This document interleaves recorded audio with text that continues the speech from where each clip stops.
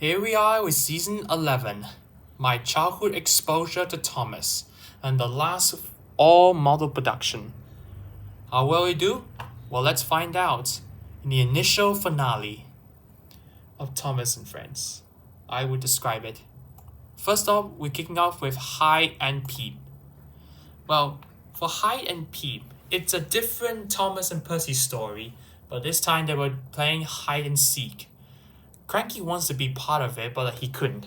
But thanks to when Thomas gave up on finding Percy, Cranky, being so tall, was able to see Percy from afar. It's kind of a good story. It's kind of a good story of a different approach of Thomas and Percy one. No longer they're being cheeky or doing something else. Now they're doing something so different for a change, which I love it. Gordon and the Engineers next. Definitely going into the best here. If not the one of the best of the whole hit era. I love the that Gordon's interactions with Donald and Douglas in this one. And then Donald and Douglas' first appearance since season 7.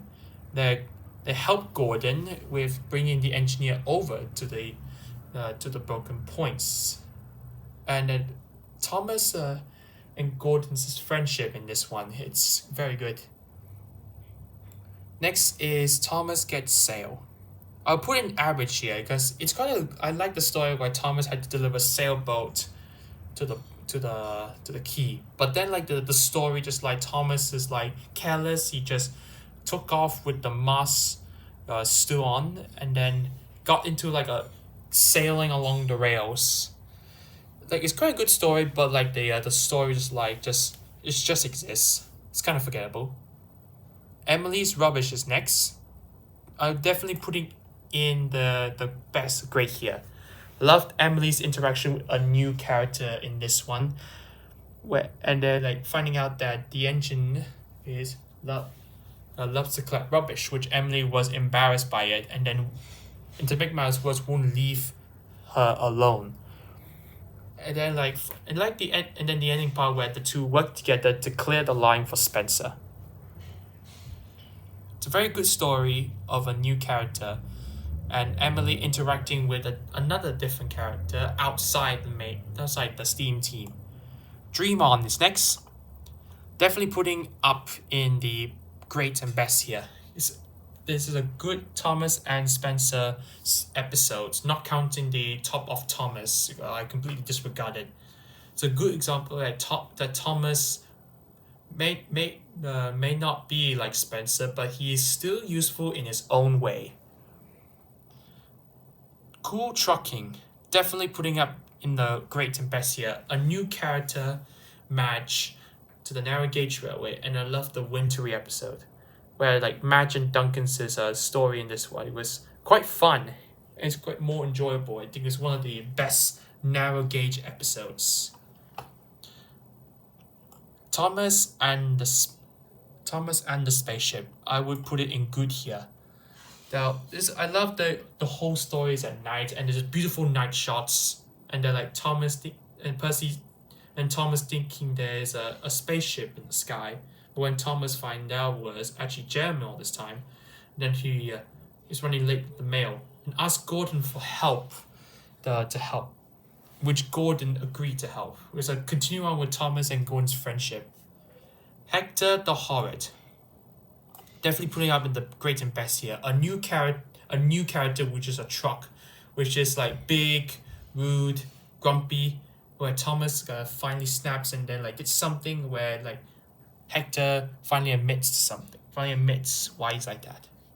Thomas and the Storyteller, definitely putting up in the great and best here, because like it follows the three strikes formula perfectly. Instead like Thomas like making mistakes, like Thomas helping three friends out with the Storyteller inside one that originally wanted to take to the locations, but then like helping the friends instead, which the Storyteller actually appreciated, because like it's a very more interesting story of Thomas helping three friends out, of one of the hidden gems of the hit era. Skarloey storms through. It's kind of controversial, the episode where Skarloey for some reason now is scared of a storm. Will I put it good and average here? well, I would contrast it. Very controversial placement. I would put in good here because I love the rainy episode in this one, where Scarlet Wee's like scared of the storm. Like I would think like I would imagine like Scarlet Wee like for the history with thunderstorm before, and then like he's scared like that, and then you realize that Rhaenyra and Peter Sam are running low on coal, and they need to bring down the last sheep, which Scarlet Wee had to overcome his fear of it. Thomas and the lighthouse. Well, I'll put in average here. It's kind of a I like the way the lighthouse had an episode in it, but like Thomas just like Thomas is like just complaining and dragging on in this one, but it's quite a good story here. So I'm gonna put it at, even if like most of the stories are quite bad, but I like the visuals in this one. It's mostly down to the visual that actually makes I like some of them more than like even though it's the plot in this one is bad. Sahando in charge. It's gonna put worse here. It's wrong with Sahando. He just suddenly just like boasting off without even giving the engines orders. Just like that's not what Sahando was like. How to do it in being in charge. Smoke and mirrors. Ooh, that's quite interesting. I put in average here as well because I it's quite like Thomas like delivering the magician's props, but instead like bringing the actual props, he brought in something else for some reason, and then like had to go back to again. Then the ending part is like Thomas is now magically in a box for some reason using the props. Quite a good story, quite an average story. It's still good. Henry's lucky day. Well, I'm gonna put it in.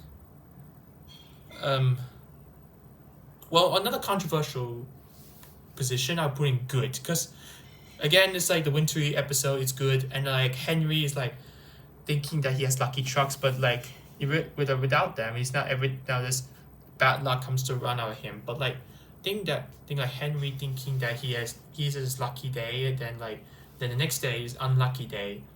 Then where the ending part where he focused on another matter that he completely forgot all about his lucky trucks. I think like Henry must learn in this one that you can't always rely on something that makes you lucky. You got to overcome something that make you think you're lucky on your own without them. Don't be silly, Billy. Now this is a very bad. I'll put it definitely one of the worst here. It's just saying Billy is a very rude character in this one, very unlikable. Toby's triumph. Actually, I'm gonna put it in average here because why do I put average here? It's kind of funny. Like Toby's scared for some reason, carrying Alicia Botti. I think I will put in mind. I think it's been a long time since Toby has pulled a VIP. And then like he's nervous for the first time. I think in years. And then like he was so nervous, and then he started to mess things up completely. It's quite a good one. And then like see other characters even appear in it. Thomas and the runaway car. It was also great here. Like the chase scene of the Thomas chasing after the car. Then other side characters even appeared, and having another Thomas and Gordon banter the story here, like helping each other out in the situation. Even though like the end, like beginning part, like Gordon like he reached there first, but Thomas wanted to be there. But like it's a very good another Thomas and Gordon banter story. Edward and the Mail. Put it in average here as well. Now, why I would put this here? I mean, like it's quite a bad one. Like Edward completely out of character, but I would put it in my way that I think it's the first time Edward has pulled the mail train in years. Like I think like I would forgive that Edward's time of pulling the mail train many years ago would be different compared to this one. And then like it's quite I think it's kind of a average story, but like the end, but like overall just like kind of not very good Edward story, but still I put it average here because it has some brownie points here and there with the Percy. I think like Percy help involvement in this one. Thomas and the Big Bang, definitely going here. It's kind of bad because it means worse because Thomas and the narrow gauge engines are completely off center in this one. Wash behind your buffers. Put in good. I would put it in good here because it's a kind of a good one, but like it just carries on to the same thing. Like Match want to get the engines clean, then in time for something, and then she got into mud and then spraying mud in front of the engines. Scarlet Rheneas in this one. It's quite a good one. Another Match episode. Thomas in trouble. Oh, well, I didn't have much exposure to this one, but I think I will put it in. Well, kind of not a controversial placement, but well, I don't know about it. I think I would put it in best, great or best or good here. But like, I think I would put it in good here. It's very good, very good. And I think it's a very interesting Thomas story. But like Thomas just like insists there was nothing wrong, but like it's obviously there is something wrong with him. But like, just it's like Thomas should have been like realized the situation sooner than later. Dirty work, definitely putting up here, because it's like James is ready to go to event, but then his friends unable to attend is stuck in their own predicaments with their jobs. James just helping them out and getting himself dirty in the process. I think it was kind of a good story. Good that James realized that his helping others is more important than being in the event being an event itself. Duncan does it all. I'll put it in bad here because it's not really a good Duncan story. It's like Duncan wants to help, but I think he kind of messed things up here and there. That's what I'm saying in this one. Percy and the left luggage. I have good memories in this one. I love like Percy is the main character. It's like getting the job done, like he instead of delivering the luggage to the airport first, he do other jobs first. Then when he see the Fat Controller, he realized he had to deliver the luggage. And then like it's a very good Percy story. I think very good Percy story in this one. And like I like the part where Percy had to race to get to the airport first before the Fat Controller arrives. One of the hidden best episodes of season 11. Ding-a-ling. It's quite a good story. I would put it in here because it's very good. I would put it here because I to be honest, like I like a Freddy episode, but this time it's like I think it's great. I think it's better. One of the best narrow gauge episodes where he had to find a belt for the bicycle and end up carrying so many belts and only toppling over. It's kind of I think it's funny. Yeah, Ding-a-ling is a very kind of I think I would see it as a forgotten episode, but it's a very good hidden gem of this season. Thomas and the Stinky Cheese, the very last full model one. Definitely, I'm gonna put it up here, in one of my personals one. Well, most of it I put it as my personal favorites because I have fond memories with these episodes. Thomas and the Stinky Cheese, this one is like the finale to all Model Thomas. Was it good? Yes, for me, yes. But like Thomas delivering stinky cheese and then like trying to avoid getting caught by the others for thinking he would it will smell bad. Like end up ruining himself and Arian Bert in the process.